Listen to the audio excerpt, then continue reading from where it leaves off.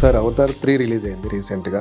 Magnum opus తీయగలిగిన డైరెక్టర్లు కూడా ఎక్కడ ఫెయిల్ అవుతున్నారు? అంటే అవతార్ సినిమా జనాలకు కనెక్ట్ కావడానికి అప్పటి ప్రపంచ నేపథ్యాన్ని కూడా దృష్టిలో పెట్టుకోవాలి. అవతార్ 1 ద్వారా లోకల్ పురాణాలని కనెక్ట్ అయ్యాము అని అనుకున్నాడు ఆయన, కానీ అది కాదు వాస్తవం. సెవెన్ సమురాయ్ కూడా కొంత ఛాయలు ఉంటాయి కదా సార్ జనరల్గా.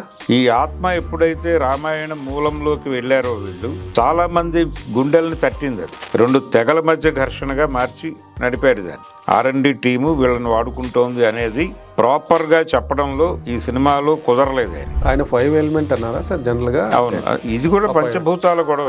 ఈ సోషల్ ఆస్పెక్ట్స్ కనెక్ట్ అయ్యే ఒక జనరేషన్ కూడా తగ్గిపోతుంది, ఇంకొక ఇండిఫరెంట్ జనరేషన్ కూడా వస్తుంది. అంటే మూఢనమ్మకంతో ముందుకెళ్తే కుదరదండి. ఈ పౌరాణిక రెఫరెన్స్ లో నుంచి సినిమాలను చూడాలి అనే అభిప్రాయాలు ఉన్నవాళ్ళు ఇది ఒక రకంగా అమ్మవార్ల కథ అని రివ్యూలు రాశారు. అవతార్ తాలూకా ఇన్ఫ్లుయెన్స్ ఉంది మన సినిమా డైరెక్టర్ల మీద. విజువల్ వండర్ అంటే వేరే ప్రపంచాన్ని క్రియేట్ చేయాలి అనేటువంటి భ్రమతోనే దేవర్ సినిమాలో కూడా వాళ్ళు ఒక విచిత్రమైన ఏరియాకి వెళ్ళిపోయారు సినిమాని. సలార్ లాంటి దాంట్లో కూడా ఒక కొత్త ప్రపంచాన్ని క్రియేట్ చేస్తారు ఆయన కొన్ని తెగలు. అంటే అది ఒక రకంగా కిస్సా కుర్సీకా గొడవే. రామోజీ ఫిల్మ్ సిటీలో రాజమౌళి అంత ఫ్రీగా లేడు, కొంచెం సఫికేటివ్ గా కనిపించాడు వేదిక మీద.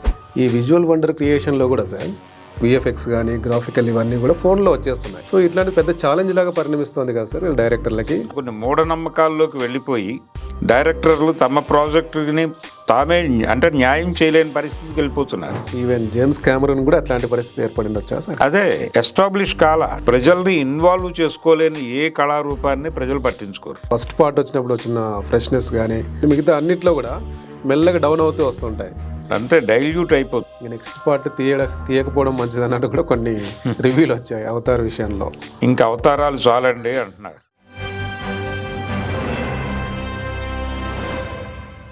Hello, welcome to 3TV. ఈరోజు మనతో పాటు స్టూడియోలో సినిమా విమర్శకులు సీనియర్ జర్నలిస్ట్ భరద్వాజ్ గారు ఉన్నారు. సార్ నమస్తే. సార్ నమస్తే అండి. సార్ అవతార్ 3 రిలీజ్ అయింది రీసెంట్గా. అయితే ఒకప్పుడు అవతార్ 1 వచ్చినప్పుడు వచ్చిన స్పందన కానీ అవన్నీ కూడా 2, 3కి తగ్గుతూ వస్తుంది. చాలా మిక్స్డ్ రెస్పాన్స్. 3కి అయితే ఇంకా డౌన్ ఉంది. అసలు ఒక మ్యాగ్నమ్ ఓపస్ తీయగలిగిన డైరెక్టర్లు కూడా ఎక్కడ ఫెయిల్ అవుతున్నారు జనరల్గా? అంటే అవతార్ సినిమా జనాలకు కనెక్ట్ కావడానికి అప్పటి ప్రపంచ నేపథ్యాన్ని కూడా దృష్టిలో పెట్టుకోవాలి. అంటే అందులో ఒక ఈ పండారా అనేటువంటి ఒక దీన్ని కనిపెట్టి, ఒక ప్రపంచాన్ని కనిపెట్టి అక్కడ ఉన్నటువంటి మెరిట్స్ని అడాప్ట్ చేసుకుని ఈ ప్రపంచంలోకి తీసుకొచ్చి దాన్ని కమర్షియల్గా వినియోగించడం కోసం ఒక R&D ల్యాబ్ అక్కడికి వెళ్ళటం కోసం, వాళ్ళ జీవితాలని కబళించటం కోసం, వాళ్ళ మీద విపరీతంగా పరీక్షలు చేయటం, ఈ కార్యక్రమం కోసం అక్కడ ఎలా ఉంటున్నారు వాళ్ళు, ఎలా బతుకుతున్నారు, వాళ్ళ జీవితాలు ఏమిటి, ఇదంతా స్టడీ చేయటానికి ఒక R&D టీం అక్కడికి వెళ్ళటం, వాళ్ళ మీద చేసేటువంటి దుర్మార్గాలు, ఇది కథాంశంగా నడిచింది. అది అప్పుడు కరెక్ట్గా ఆ టైంలోనే ప్రపంచం అంతా ఆ సఫరింగ్లో ఉంది. అంటే ప్రతి చోటకి మనకి యునెస్కో నివేదిక ఉంది. ఏది దాదాపుగా 2001 నాటికి వచ్చినటువంటి ఒక నివేదికలో వాళ్ళు ఈ శతాబ్దాంతానికి 100% ప్రాంతీయ భాషలు, నాగరికతలు నాశనం అయిపోతాయని చెప్పారు. ఓకే. ఆ నేపథ్యంలో దీన్ని చూస్తే, ఈ వీళ్ళు చేసినటువంటి అవతార్ మొదటి భాగాన్ని చూస్తే మొత్తం అంతా కూడా ఆ కార్యక్రమం నడిచిపోతోంది. ఆ నడిచిపోతున్నటువంటి టైంలో ప్రతి చోట నిరసనలు మొదలవుతున్న టైం అది. ఇక్కడ కూడా తెలుగు భాష నాశనం అయిపోతుంది అని, తెలుగును కాపాడుకుందామని కొంతమంది మాట్లాడటం మొదలుపెట్టారు. ఈ మాట్లాడుతున్న వాళ్ళకి మళ్ళీ భయం కల్పించగలిగారు.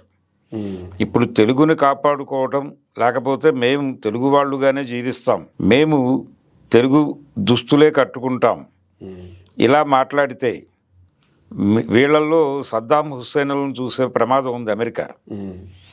కాబట్టి అమెరికా వాళ్ళు స్కడ్డులు పడే అవకాశం ఉంది అనేటువంటి ఒక అభిప్రాయాన్ని నెమ్మదిగా ఈ సమూహాల్లోకి చూపించారు, ఇంజెక్ట్ చేయగలిగారు. చేసిన తర్వాత వాళ్ళు కామ్గా పక్క వెళ్ళిపోయారు, సన్నివేశంలో లేరిక. సెక్రటేరియట్ పేరు మార్చాలి అని చెప్పి కొంతమంది సినిమా డైరెక్టర్లు వీళ్ళందరూ వచ్చి గొడవ చేశారు. అప్పుడు KB తిలక్ గారు, వీళ్ళందరూ, ధర్మారావు గారు, C ధర్మారావు, వీళ్ళందరూ చేస్తూ ఉండగా దీన్ని రాజ్యానికి అనుకూలంగా ఎలా వాడుకోవాలో చంద్రబాబు గారు స్కీమ్ వేశారు అప్పుడు. ఈ గందరగోళం మధ్యలో ఇవన్నీ నడుస్తున్నటువంటి టైంలో అది వచ్చింది. దానిలో ఉన్నటువంటి కంటెంట్ వీళ్ళందరినీ సహజంగా దగ్గరికి తీసుకుంది. అందుకని జనాలు వాళ్ళ జీవితాలకు అన్వయించుకుని మాట్లాడారు. అదేదో భారతీయ పురాణాలని ఇతిహాసాలని ఆయన ఏదో అడాప్ట్ చేసుకున్నాడు, ఆ నీలివర్ణము అదంతా రాముడి తాలూకా ప్రభావము, ఇలా రకరకాల వ్యాఖ్యానాలు చెప్పారు. కానీ దానికంటే కూడా ఆ ఆత్మ పట్టుకుంది జనాల్ని. ఏది మన జీవితాల్లోకి ఎవరో వచ్చి మన జీవితాల్లో ఉన్న మెరిట్స్ని వాళ్ళు కబ్జా చేసి దాన్ని తీసుకెళ్ళి ఇంకెక్కడో అమ్ముకోవడానికి కోసం చేస్తున్నారు అనేటువంటి ఒక ప్రతి ఒక్క ప్రాంతం మీద ఆ టైంలో కరెక్ట్గా ఈ కార్పొరేట్ల దాడి మొదలవుతున్నటువంటి దశ అది. Globalisation time. ఆ వాతావరణం ఈ సినిమాకి కనెక్ట్ అయింది. అందుకని ప్రపంచవ్యాప్తంగా దీన్ని ఒక విప్లవ సినిమాగా చూశారు, పురాణ సినిమాగా చూడలేదు. ఆ విప్లవ చిత్రంగా చూడటం వలన దానికి ఆ సక్సెస్ దొరికింది. అక్కడి నుంచి ఈ సక్సెస్ని మనం క్యారీ ఫార్వర్డ్ చేయాలి అనుకున్నాడు జేమ్స్ కామెరూన్. అనుకుని ఈయనకి అట్రాక్ట్ చేసినటువంటి అంశం ఏంటంటే దీనికి ఒక పురాణ స్పృహ కలిగించారు. ఈ పురాణ స్పృహని పట్టుకుని మనం ముందుకు లాక్కెళ్ళాలి అనుకున్నాడు ఆయన. రెండోది పట్టుకోవాలి అంటే ప్రజల జీవితాల్లో జరిగినటువంటి ఒక విధ్వంసాన్ని మనం మాట్లాడాము, అది కనెక్ట్ చేసింది ఈ సినిమాని ప్రపంచానికి అనే స్పృహని కోల్పోయి ఆయన దీనికి ఉన్నటువంటి ఈ పౌరాణిక స్పృహతోనే ఇది జనాల్ని కనెక్ట్ చేసుకుంది అనుకున్నాడు. అనుకుని ఈ అభిప్రాయంతో చాలామంది డైరెక్టర్లు ఈ పౌరాణిక ఇతిహాసాలని మిక్స్ చేయటం ద్వారా అక్కడ ఒక చిన్న కనెక్టివిటీ ఇవ్వటం ద్వారా సక్సెస్ సాధించవచ్చు అనే అభిప్రాయానికి గురయ్యారు. నిజానికి ఇది పాత ఫార్ములానే. అంటే ప్రజల మనసుల్లో చెదరకుండా ఉన్నటువంటి పురాణాలని టచ్ చేసే పద్ధతులు సాంఘిక చిత్ర నిర్మాణం జరిపితే అవి జనాల్లో నిద్రాణంగా ఉన్నటువంటి ఆ భావాలకి కనెక్ట్ అయ్యి వాళ్ళు ఈ సినిమా గురించి గొప్పగా మాట్లాడటం మొదలు పెడతారు, సినిమా హిట్ అవుతుంది అనేది పాత ఫార్ములా. మనకి షోలే సినిమా ఉంది, చాలా పెద్ద హిట్ అది.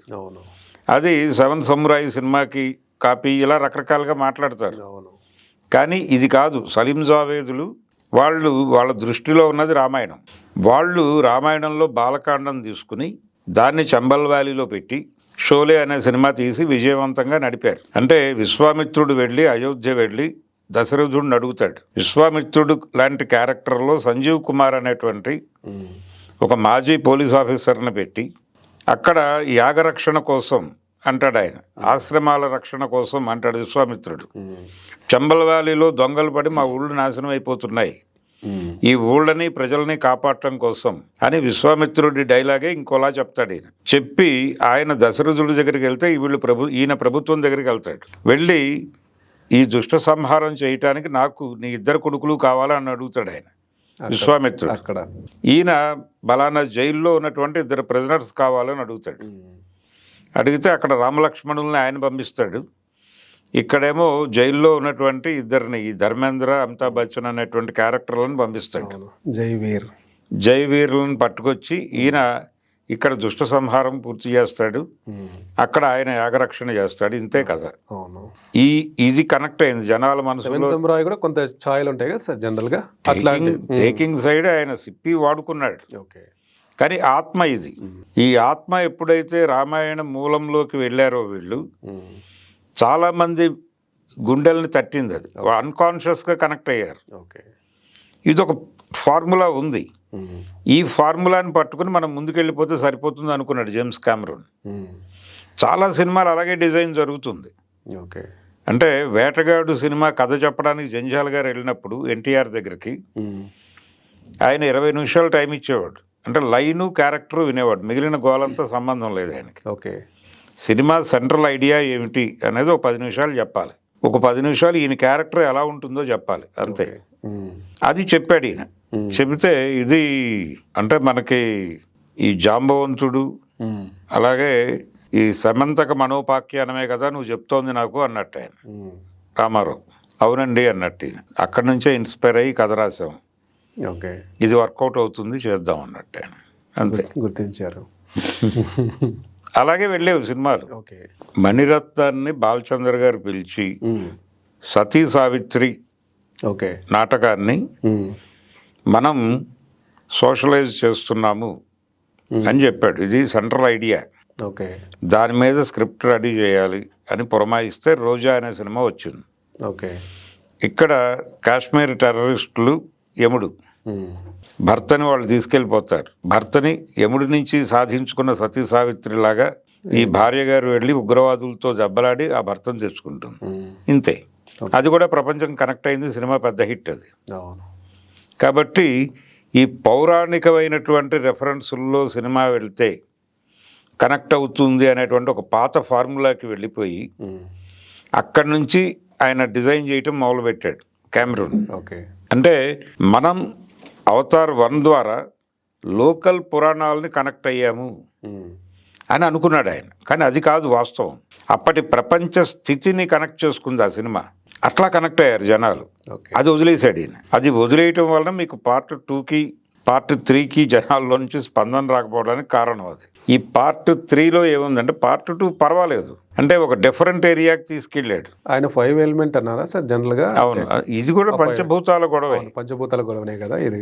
ఈ పంచభూతాల గొడవలో దాకా వచ్చారు ఆయన. అవును. ఈ ఫైర్ అండ్ యాష్ అనేది అందులో ఏం చేశాడు? ఈ ఫైర్ అండ్ యాష్ అన్నప్పుడు సార్ ఇక్కడ అగ్ని తెగకి చెందినటువంటి ఒక ఆటవిక నాయకురాలు ఉంటుంది. ఓకే. ఆ నాయకురాలకి ఇప్పుడు ఇక్కడ లీడ్ రోల్లో ఉన్నటువంటి వాళ్ళ దేవతకి ఒక ఘర్షణ ఉంటుంది. ఈ ఘర్షణ మీద కొంత సినిమాని నడిపాడు. ఓకే. పార్ట్ 3 ఇది జనాల్ని ఏ విధంగానూ కనెక్ట్ చేసుకోలేకపోయింది. ఓకే. 2 తెగల మధ్య ఘర్షణగా మార్చి నడిపాడు దాన్ని.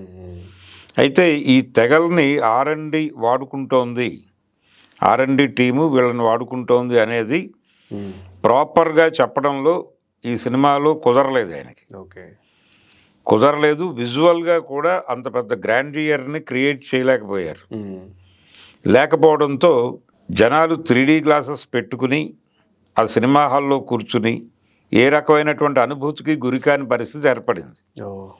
అంటే విజువల్గా కూడా వాళ్ళకి వండర్ అనిపించలేదు. పార్ట్ 1 ఆ వండర్ క్రియేట్ చేయగలిగింది. ఇది ఆ ఇంపాక్ట్ క్రియేట్ విజువల్గా క్రియేట్ చేయలేకపోవడంతో పాటు కాన్సెప్చువల్గా సినిమా కనెక్ట్ కాలేదు. ఆ సినిమాని ఎటు నడుపుతున్నాడు అనేది కూడా అర్థం కాలేదు. ఓకే. నిజానికి ఇక్కడ ఆ ఈషా దేవతతో వాళ్ళు కనెక్ట్ అవ్వటము, తద్వారా వాళ్ళ పెంపుడు కొడుకు ఒకడు ఉంటాడు స్పైడర్, అతనికి ఉన్నటువంటి సమస్యల్ని ఎలా పరిష్కరించారు, ఇలాంటివి కొన్ని ఇంట్రెస్టింగ్గా అనిపించినాయి. అలాగే ఒక టైంలో అతను ఉండటం వలన సఫర్ అవుతున్నామేమో అనేటువంటి ఒక అభిప్రాయం, అంటే అతను ఉండటం వలన, స్పైడర్ ఉండటం వలన తమ జాతి మొత్తం ఇబ్బంది పడుతుందేమో అనే ఒక అభిప్రాయం కలిగి అతన్ని చంపేస్తే ఎలా ఉంటుంది అనే ఒక అభిప్రాయానికి వస్తాడు ఆయన హీరో. ఆ ఎలిమెంట్ కొంచెం సెంటిమెంట్తో నడిపారు. ఓకే. అది కనెక్ట్ అయింది జనాలకి. దాంతోపాటు యుద్ధ రంగంలో, అంటే ఇది ప్రధానంగా ఒక రకంగా అమ్మవారి కథ అన్నట్టుగా కొంతమంది ఈ పౌరాణిక రెఫరెన్స్లో నుంచి సినిమాలను చూడాలి అనే అభిప్రాయాలు ఉన్నవాళ్ళు ఇది ఒక రకంగా అమ్మవార్ల కథ అని రివ్యూలు రాశారు. ఓకే. ఆ అమ్మవార్ల కథగా చూడటానికి కారణం ఏంటంటే ఇక్కడ యువతల తెగలో ఉన్నటువంటి మదర్ క్యారెక్టర్కి, అలాగే ఈ అగ్ని ఈ ఫైర్ దీనికి చెందినటువంటి ఆవిడకి మధ్య యుద్ధం ఇది. ఓకే. ఈవిడని R&D వాళ్ళు సరెండర్ చేసుకుని ఆవిడతో ఈ తెగని నిర్మూలించడం కోసం ఈవిడ మీద, అంటే మనకి పాత రోజుల్లో గణాల రోజుల్లోకి వెళ్ళిపోతే ఆ సందర్భంలో మాతృస్వామ్యం నడిచినటువంటి ఒక సందర్భం ఉంది. వాళ్లే యుద్ధాలు లీడ్ చేసినటువంటి పరిస్థితి. ఆ వాతావరణంలో ఒక యుద్ధాన్ని కల్పించటం ద్వారా దానిలో ఒక ఎలిమెంట్ని ప్రవేశపెట్టాడు. ఒక గర్భవతి యుద్ధానికి వచ్చేస్తుంది, యుద్ధ రంగంలోనే ప్రసవిస్తుంది శిశువుని. అది ఎమోషనల్గా జనాలకి కనెక్ట్ అయింది. ఇలాంటి సందర్భాలు కొన్ని ఉన్నాయి సినిమాలో. అంతవరకే. ఓవరాల్గా సినిమా ఒక ఇంపాక్ట్ కలిగించాలి. ఆ ఓవరాల్గా కల్పించాల్సినటువంటి ఇంప్రెషన్ని కలిగించలేకపోయింది ఈ సినిమా. ఓకే. అయితే అండర్ కరెంట్గా మనం డ్రైవ్ చేస్తే కథతో పాటు ఇక్కడ ఒక కుట్రకోణం కనిపిస్తుంది. కుట్రకోణం అంటే ఈ R&D ల్యాబ్ వాళ్ళు చేస్తున్నటువంటి కాన్స్పిరసీని కొంచెం హైలైట్ చేసి ఉంటే సినిమాలు ఒక సెంట్రల్ ఐడియా జనాలకి కనెక్ట్ అయ్యే పరిస్థితి ఉండేది. ఓకే, అది జరగలేదు. అంటే ఈ R&D ల్యాబ్ వాళ్ళు వీళ్ళందరినీ నడిపిస్తున్నారు, ఈ మొత్తం డ్రామాని వాళ్ళే నడుపుతున్నారు అనే యాంగిల్లోకి వెళ్ళి ఈ రెండు సమూహాల మధ్య ఒక గొడవని క్రియేట్ చేసి ఈ యుద్ధాలు చేయించడం ద్వారా వీళ్ళని మొత్తాన్ని తాను కంట్రోల్లోకి తీసుకునే ప్రయత్నం చేస్తోంది. ఇప్పుడు జరుగుతోంది అదే. మనం మణిపూర్లో చూస్తే 2 ఆదివాసీ తెగల మధ్య యుద్ధంగా మార్చి దాన్ని వాళ్ళ కథని నడిపించుకోగలిగారు. ఇది అన్ని చోట్ల జరుగుతోంది, ప్రతి చోట జరుగుతున్నది ఇదే. డివైడ్ అండ్ రూల్ అన్నది అంతే. అంటే ఇప్పుడు రాముడు అడవులకు వెళ్ళినప్పుడు ఒక్క సైనికుడిని కూడా వెంట తీసుకెళ్ళలేదు అయోధ్య నుంచి, కానీ యుద్ధమే చేశాడు ఆయన అక్కడ ఉండి. ఆయన అడవిలో ఊరికనే లేడు. నిజానికే ఆయన కైక గారి వరం ప్రకారం వనవాసం చేయాలి అంది ఆవిడ, అంతే. వనవాసం అంటే అయోధ్య పక్కన ఉన్నటువంటి అడవిలో ఒక పర్ణశాల నిర్మించుకుని అందులో ఉండి ఆ 14 ఏళ్ళు ఆయన తిరిగి అయోధ్యకు వెళ్ళిపోయి ఉండొచ్చు. కానీ ఎందుకు తిరిగాడు రాముడు? అడవంతా తిరగాల్సిన పని ప్రోగ్రాం లేదు కదా అక్కడ. కానీ తిరిగాడు. ఆయన తిరుగుతూ చాలామందిని చంపాడు. త్రిశూరుణ్ణి చంపాడు, వాలిని చంపాడు, రావణ బ్రహ్మని చంపాడు. ఈ ప్రోగ్రాం అంతా నడిచింది కదా, విపరీతమైన హత్యాకాండ జరిగింది. ఆయన వెళ్ళిన ప్రతి చోట యుద్ధం చేశాడు, ఒక్క సైనికుడు లేడు ఆయన వెనకాల. అక్కడ లోకల్స్లో ఉన్నటువంటి వైరుధ్యాలని వాడుకుని వాలికి సుగ్రీవుడికి ఉన్నటువంటి గొడవని వాడుకుని సుగ్రీవుడిని తన వైపు పెట్టుకుని సుగ్రీవుడి తరఫున వాలిని చంపి సుగ్రీవుడిని రాజుని చేసి తనకు సరెండర్ చేసుకోవటం. అక్కడ అదే చేశాడు. లంకలో కూడా విభీషణుడిని ఆకట్టుకుని విభీషణుడి ద్వారా లంక రహస్యాలు తెలుసుకుని ఆయన్ని చంపి ఈయన్ని రాజుగా ప్రతిష్ఠింపజేసి ఆయన్ని కంట్రోల్లో తీసుకోవటం. ఇదే పని చెయ్యాలి, అంతే తప్ప మనం సైన్యాలు వేసుకుని యుద్ధాలు చేయటం కాదు. ఈ ఫార్ములా అంటే లోకల్స్లో గొడవలు పెట్టేసి ఆ ఘర్షణలోకి మనం ఎవరో ఒకరి తరఫున ఎంటర్ అయ్యి ధర్మాన్ని నిలబెడుతున్నట్టుగా అభినయించి వాళ్ళని సరెండర్ చేసుకోవాలి అనేటువంటి ఒక పాయింట్ని R&D వైపు నుంచి డ్రైవ్ చేసి ఈ లెవెల్లో ఒక ఇమేజ్ కల్పించి ఉంటే మళ్ళీ జనాలకు కనెక్ట్ అయ్యేది. అది జనాలు ఆల్రెడీ సఫర్ అవుతున్నారు. అదే జనాల సఫరింగ్ని కనెక్ట్ చేసుకోవడం వలన అవతార్ 1 సక్సెస్ అయింది అనే విషయం ఆయనకు అర్థం కాల. ఆయన ఎంతసేపు దీన్ని పౌరాణిక కోణంలో చూస్తూ వెళ్ళిపోయాడు. ఆ వెళ్ళిపోవడం వలన జరిగింది. పురాణాలని కూడా ప్రాపర్ డీకోడింగ్ జరగలేదు. ఆ ప్రాపర్ డీకోడింగ్ జరిగి ఉంటే దాన్ని ఎలా అన్వయించాలి ప్రస్తుత సమాజానికి అనేది అర్థమై ఉండేది ఆయనకి. ఇలా వెళ్ళకుండా ఆయన విజువల్ వండర్ క్రియేట్ చేయాలి అనేది ఒకటి, కాన్సెప్చువల్గా ఎలా వెళ్ళాలి అనే దానిలో ఈ 2 అంశాల మధ్య సమన్వయం సాధించడంలో ఫెయిల్ అయ్యాడు. ఓకే, ఈ విజువల్ వండర్ క్రియేషన్లో కూడా సార్, అంటే ఈ మధ్య ఒకప్పుడు పాండమిక్ ముందు ఒకలాగా ఉంది పరిస్థితి, ఇప్పుడు ఏది అంటే VFX కానీ గ్రాఫికల్ ఇవన్నీ కూడా ఫోన్లో వచ్చేస్తున్నాయి. అవును, చాలా అద్భుతంగా వస్తున్నాయి. AI వచ్చాక పెరిగింది. సో ఇట్లాంటి పెద్ద ఛాలెంజ్ లాగా పరిణమిస్తుంది కదా సార్ వీళ్ళ డైరెక్టర్లకి. అవును. రెండోది, ఈ సోషల్ ఆస్పెక్ట్స్ కనెక్ట్ అయ్యే ఒక జనరేషన్ కూడా తగ్గిపోతుంది, ఇంకొక ఇండిఫరెంట్ జనరేషన్ కూడా వస్తుంది. అవును, ఈ 2 కొంత పెద్ద ఛాలెంజెస్ లాగా అనిపిస్తాయేమో లాంగ్ టర్మ్. అంటే మూఢనమ్మకంతో ముందుకెళ్తే కుదరదండి. ఓకే, మూఢనమ్మకం అంటే ఇప్పుడు వాళ్ళు ఎలాగైతే అవతార్ తాలూకా ఇన్ఫ్లుయెన్స్ ఉంది మన సినిమా డైరెక్టర్ల మీద ఉండి, విజువల్ వండర్ అంటే వేరే ప్రపంచాన్ని క్రియేట్ చేయాలి అనేటువంటి భ్రమతోనే దేవర సినిమాలో కూడా వాళ్ళు ఒక విచిత్రమైన ఏరియాకి వెళ్ళిపోయారు. సినిమాని తీసుకువెళ్ళి కాన్సెప్చువల్గానే అది ఇబ్బంది ఉంది.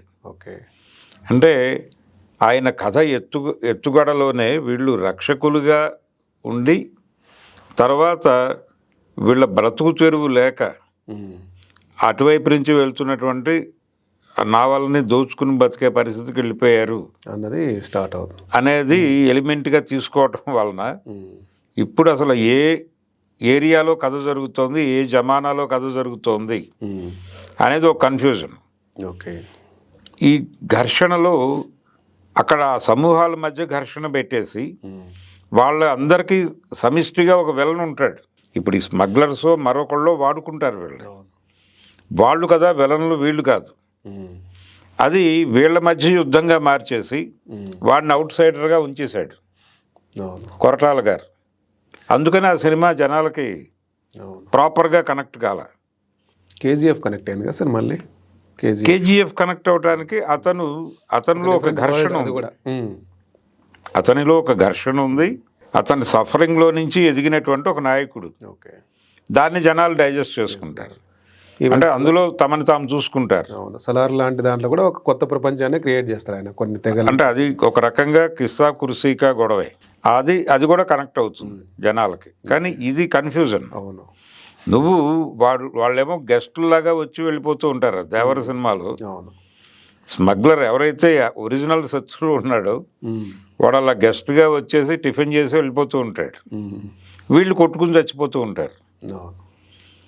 ఇతనికి శత్రువు ఇతనే అని చెప్తాడు, ఇతను నెరేట్ చేస్తాడు. ఇది తప్పు కదా. అందుకని జనాలు దాన్ని ప్రాపర్గా రిసీవ్ చేసుకోలేదు. అంటే డిజైనింగ్లో కాన్సెప్చువల్గా విజువల్ వండర్ ఒకటే కాదు, మీరు ప్రస్తుత సమాజాన్ని అధ్యయనం చేసి దీన్ని పురాణ రెఫరెన్స్లో ఎలా చెప్పాలి అన్నప్పుడు 2 పనులు జరగాలి. ఒకటి, ప్రస్తుత సమాజం మీకు అర్థం కావాలి, దీన్ని ఏ పౌరాణిక రెఫరెన్స్లో చెప్పాలో మీకు తెలియాలంటే పురాణాలని డీకోడ్ చేసి పెట్టుకోవాలి మీరు. ఇవి సాధ్యమైనప్పుడు మాత్రమే మీరు ఒక సినిమా తీయగలుగుతారు ఆ లెవెల్లో. అవతార్ 1 అలా అనుకుని చేయలే ఆయన ఏదో అనుకుని చేశాడు, అది అలా కరెక్ట్ కలిసి వచ్చింది. అంతే, కలిసి వచ్చింది. కలిసి వచ్చే కాలానికి నడిచొచ్చే అవతార్ పుడుతుంది అన్నట్టుగా తయారైంది పరిస్థితి. ఇది ఒక మూఢనమ్మకంగా స్థిరపడింది. కాబట్టి ఒకటి చేయగలిగితే ఆ లెవెల్ ప్రయత్నం చేయాలి. లేదు అంటే మీకు తెలిసిన ప్రపంచాన్ని క్షుణ్ణంగా అర్థం చేసుకుని అక్కడున్న వైరుధ్యాలని ప్రాపర్గా మీరు డైజెస్ట్ చేసుకుని దాన్ని తెర మీద అంతే ఎమోషన్తో కనెక్ట్ చేసే పద్ధతిలో కథ రాసుకుంటే అది గ్లోబల్ లెవెల్లో మీరు పంపచ్చు. ఇప్పుడు ఎలాగైతే ఆయన వారణాసి అని చెప్పి ఒక లోకల్ కథని గ్లోబల్ లెవెల్లో చెప్పడానికి ఏదో ప్రయత్నం చేస్తున్నాడు. ఎవరు? రాజమౌళి గారు. అయితే రాజమౌళిలో కూడా ఏదో సఫరింగ్ ఉందనేది నా అనుమానం. ఆ సఫరింగ్ ఏంటంటే ఈ ప్రాజెక్టు త్రూ విజయేంద్ర ప్రసాద్ వచ్చినట్టుగా నా డౌట్. అది ఎక్కడో సఫికేటివ్గా ఉంది ఆయనకి, రాజమౌళికి. ఇది నాగ్పూర్ యూనివర్సిటీ నుంచి డ్రైవ్ అయి ఉండొచ్చు. ఆ డ్రైవ్ అయినప్పుడు అంటే దీన్ని మనం చెప్పాలి ప్రపంచవ్యాప్తంగా అనేది అయి ఉండొచ్చు. ఇక్కడ వారణాసి అనేది నరేంద్ర మోడీ గారి కాన్స్టిట్యున్సీ కూడా. సో ఈ ఐడియాలజీ అక్కడి నుంచి ప్రసారం అయ్యి దీన్ని గ్లోబల్ లెవెల్లో చెయ్యాలి అని దానికి సంబంధించిన పెట్టుబడులు మేము పెడతాము, కానీ లైన్ ఇలా ఉండాలి అని నిర్దేశించిన తర్వాత ఆ పరిధుల్లో కథ రాసుకుని సినిమా తీయాల్సినటువంటి ఒక అనివార్యత ఏర్పడటం అది మంచిది కాదేమో. అది డైరెక్టర్కి లిమిటేషన్ వచ్చేస్తుంది. అప్పుడు డైరెక్టర్ సఫకేట్ అవుతాడు. ఆ సఫకేషన్ నాకు మొన్న కనిపించింది. ఏది?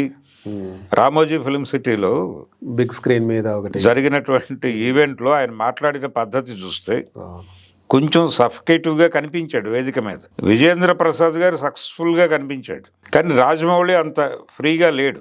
లేకపోవడానికి కారణం ఈ సినిమాకి సంబంధించిన ఏదో సమ్ ప్రెజర్ అతని బ్రెయిన్లో ఉంది. అందుకని అది కూడా డిజైన్డ్ స్క్రిప్టే. ఈ డిజైన్డ్ స్క్రిప్ట్ అవటం వలన అది జనాల్ని కనెక్ట్ చేసుకుంటుందా లేదా అనేటువంటి సందేహాలు మొదలైనాయి ప్రపంచంలో. ఇది రాజమౌళికి భిన్నమైనటువంటి అనుభూతిని ఇస్తుందా ఈ సినిమా అనేది కూడా ఆయన అభిమానుల్లో గందరగోళం ఉంది. ఇప్పుడు ఆయన మీద జరిగిన ట్రోల్ ఇవన్నీ చూసాం మనం. అందరూ మాట్లాడేశారు అగ్రెసివ్గా. కాకపోతే ప్రోగ్రామ్ అక్కడి నుంచి డిజైన్ అయింది కాబట్టి బండి సంజయ్ లాంటి వాడు మీడియా అడిగినా రాజమౌళి గురించి నేను మాట్లాడను అన్నాడు. ఆ మాట అనటంలోనే ఎక్కడో దీనికి రూట్స్ ఉన్నాయనేది ఒక హింట్ ఇచ్చాడు ఆయన. రెండోది, నిన్న మొన్న ఆయన విజయేంద్ర ప్రసాద్ గారు ప్రెస్ క్లబ్లోకి వచ్చి ఈ ప్రెస్తో ఇంటరాక్ట్ అయ్యి ఈ ఎవరినైనా ట్రాల్ చేయటము లేకపోతే టార్గెట్ చేసి దాడులు చేయటము అనేది మీడియా పని కాదు కదా, అది ఎందుకు చేస్తున్నారు అని మీడియాకి కొన్ని కొత్త పాఠాలు, కొత్త నిబంధనలు విధిస్తూ మీడియాని ఉద్ధరించడం కోసం ఒక ఆర్గనైజేషనల్ ఫ్రేమ్వర్క్ చేయాలి అని చెప్పి మాట్లాడాడు. ఇదంతా వారణాసి కోసమే అనే విషయం కూడా ప్రపంచం మాట్లాడుకుంటోంది. ఇలాంటి ఒక గందరగోళం అక్కడ ఉంది. ఏది రాజమౌళి ప్రాజెక్టు, ఇది గ్లోబల్ అఖండ అని కూడా మాట్లాడేస్తున్నారు ఓకే జనాలు. ఇది పరిస్థితి. అలా ఎప్పుడైతే డైరెక్టర్కి ఒక ఫ్రేమ్ వచ్చేస్తుందో అక్కడి నుంచి ప్రాజెక్టులో ఆయన ఇన్వాల్వ్మెంట్ తగ్గుతుంది. ఇది జరుగుతోంది. అంటే ఇలాంటి కొన్ని మూఢనమ్మకాల్లోకి వెళ్ళిపోయి డైరెక్టర్లు తమ ప్రాజెక్టుని తామే అంటే న్యాయం చేయలేని పరిస్థితికి వెళ్ళిపోతున్నారు. ఈవెన్ జేమ్స్ కెమెరాన్ కూడా అట్లాంటి పరిస్థితి ఏర్పడింది వచ్చా సార్? అదే, ఎందుకంటే R&Dని విలన్ గా చూపించలేరు ప్రతిసారి. ఎస్టాబ్లిష్ కాలేదు. అంటే ఆ నేరేటివ్లోకి వెళ్ళాలి. తను వెళ్ళి జనాలకి దాన్ని ఎమోషనల్గా కనెక్ట్ చేయగలిగితే అది సాధించిన విజయం సాధించేది. అది జరగకపోవడంతో ఏదో 3-4 బ్లాక్స్ బాగానే ఉన్నాయి సినిమాలో, ఓకే అంతవరకే. దాన్ని కూడా ఎవరైనా వ్యాఖ్యానం చెబితే తప్ప జనాలకు అర్థం కాని పరిస్థితి. ఇది అమ్మవారి కథ అని ఒక ఆయన, ఒక తెలుగు పురాణాల మీద ప్రవచనాలు చెప్పే ఆయన దాని గురించి ఒక వ్యాఖ్యానం చేస్తే ఓహో ఇది ఒక యాంగిల్ ఉందా అని అనుకున్నారు జనాలు. అంటే అక్కడ ఆ సమూహానికి ఒక స్త్రీయే నాయకత్వం. తన భర్తను తీసుకెళ్ళి అక్కడ పెట్టేస్తే తను వెళ్ళి యుద్ధం చేసి అతన్ని తీసుకురావటం ఇవన్నీ ఉన్నాయి. అంటే మాతృస్వామిక వ్యవస్థ, స్త్రీ నాయకత్వంలో గణాలు నడిచినటువంటి సందర్భాలు, ఈ రెఫరెన్స్లు ఇవన్నీ గుర్తొచ్చినాయి. కానీ అది లిమిటెడ్ ఏరియా, కాన్సెప్చువలైజ్ కాకపోవడంతో ఒక ఓవరాల్ ఇంపాక్ట్ వేయటంలో ఫెయిల్ అయింది అది. అందుకని బయటకు వచ్చిన ప్రజలకి సినిమా గురించి ఏం మాట్లాడాలో కూడా తెలియలేదు. ఏదో చూపించాడు, ఏదో చూసామన్నారు. రెండోది లెంగ్త్ ఎక్కువైంది సినిమాకి, 3.5 గంటల సినిమా అది. దాంతో ఫస్ట్ హాఫ్ అంతా ఏదో నడుస్తున్నట్టుగా అనిపించింది. సెకండ్ హాఫ్లో ఈ ఎలిమెంట్స్ అన్నీ పెట్టాడు ఆయన. అది కొంత ఎంగేజ్ చేసింది. ఈ ఎంగేజ్ చేయటం అనే దగ్గర సెకండ్ హాఫ్ని కొంచెం ప్లాన్డ్గా చేసుకుంటారు ఎవరైనా. అదే చేసుకున్నాడు ఈయన కూడా. చేసుకుని ఇక వర్కౌట్ అవుతుంది సినిమా అనుకున్నాడు. కానీ బయటకు వచ్చేటప్పుడు ఈ టోటల్ బ్యాగేజ్తో బయటకు వచ్చిన వాళ్ళకి మొత్తానికి సినిమా చూసాం మనం విజయవంతంగా అనే అనుభూతి కలిగింది. కానీ ఏం తెలుసుకున్నాం సినిమా నుంచి అనేది చెప్పలేని పరిస్థితి వచ్చింది. అందుకని బయటకు వచ్చిన వాళ్ళు ఎవరు ఏమీ మాట్లాడలేకపోయారు. ఆ గందరగోళమే బాక్సాఫీస్ దగ్గర కనిపిస్తోంది. అందుకని ఆ సినిమా ఏ ప్రభావము ప్రజల మీద వెయ్యలేకపోవడం వల్ల జనాలు కనెక్ట్ కాలేదు. అది 3D కావచ్చు, ఏదైనా కావచ్చు. మీకు ఈ పరిస్థితి ఈ మధ్య వచ్చినటువంటి నందమూరి బాలకృష్ణ గారి అఖండ తాండవంలో కూడా దర్శనం ఇచ్చింది. అంటే వాళ్ళు కొన్ని బ్లాక్స్ అనుకుని వెళ్ళిపోయారు. కానీ వీటిని కాన్సెప్చువల్గా ప్రస్తుత ప్రజలకి కనెక్ట్ చేసేటువంటి ఒక ఎలిమెంట్ ఇది ఉండాలి, ఒక ఆర్గ్యుమెంట్ ఉండాలి. ఆ ఆర్గ్యుమెంట్ బిల్డ్ చేయలేకపోయారు. అదే ఫెయిల్యూర్ అక్కడ కూడా కనిపిస్తుంది. అందుకనే అది తెలుగులో బాలకృష్ణ గారికి, బోయపాటి గారికి ఉన్న ఇమేజ్ మీద వర్కౌట్ అయింది. కానీ ఇతర భాషల్లో అది మౌనంగా ఉండిపోయింది. తమిళనాడులో 0, కేరళలో 0, కర్ణాటకలో కనెక్ట్ అయింది, డబ్బులు వచ్చినాయి. అక్కడ తెలుగు సినిమాలు వెళ్తాయి. కాబట్టి వెళ్ళిపోయింది. బాలకృష్ణ గారికి ఒక ఫ్యాన్ బేస్ ఉంది అక్కడ. సో ఆ గొడవ వేరు. తమిళనాడులో అది పెద్దగా ప్రభావం చూపించలేదు, కేరళలో లేదు, హిందీ బెల్ట్లో పెద్దగా మూవ్ అవ్వలేదు. వాళ్ళకి వచ్చిన డబ్బులన్నీ ఇక్కడే వచ్చినాయి. ఇక్కడ అంటే ఇమేజ్ల మీద వర్కౌట్ అయిన గొడవ. బాలకృష్ణ గారి ఎమోషనల్ డైలాగులు అంతవరకే చూశారు. కానీ కాన్సెప్ట్లోకి ఎవరు వెళ్ళాలి. ఆయన విన్యాసాలు, ఆయన ఆహార్యము, ఒక అగ్రెసివ్నెస్ని బాలకృష్ణ పలికించే తీరు, అంతవరకు వెళ్ళింది ఆ సినిమా. కాన్సెప్చువల్గా ఫెయిల్యూరే అది కూడా. కాబట్టి ఒక బిగ్ సినిమా చేయాలనుకున్నప్పుడు ఒక విస్తృతమైన ప్రపంచం మొత్తం సఫర్ అవుతున్నటువంటి ఒక విషయాన్ని మీరు సెంట్రల్ ఐడియాగా తీసుకుని దాని చుట్టూ ఎలిమెంట్స్ అల్లుకోవాలి. అప్పుడు సినిమా విజయం సాధిస్తుంది. ప్రజల్ని ఇన్వాల్వ్ చేసుకోలేని ఏ కళారూపాన్ని ప్రజలు పట్టించుకోరు.